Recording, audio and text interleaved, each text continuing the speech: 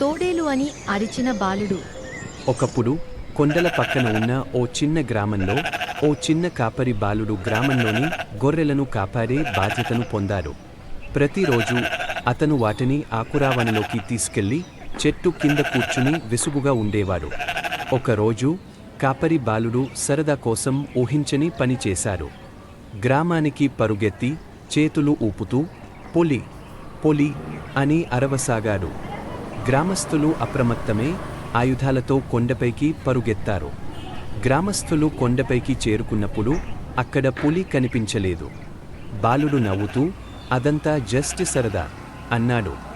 గ్రామస్థులు కోపంగా అతనిని మందలించి వెనుదిరిగారు. కొన్ని రోజులు గడిచిన తర్వాత బాలుడు మళ్ళీ అదే మోసాన్ని ప్రయత్నించాడు.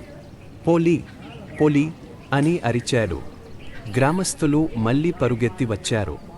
కానీ బాలుడు నవ్వుతూ మళ్ళీ మోసగించాడు. ఆ సాయంత్రం నిజమైన పులి అడవిలోంచి బయటకొచ్చింది. దాని కన్నులు మెరుస్తూ పెద్ద పెద్ద దవడలు తెరిచింది. కాపరి బాలుడు భయంతో లేచి పొలి పొలి అని అరవసాగాడు. కానీ ఈసారి ఎవరూ రాలేదు. బాలుడు సహాయం కోసం అరవసాగాడు.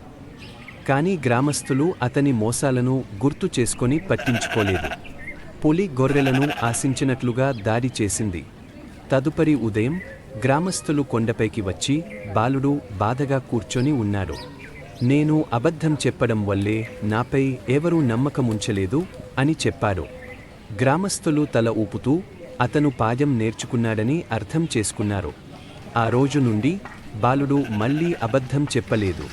అతను నిజాయితీ అనేది ఎంతో ముఖ్యం అని గ్రహించాడు.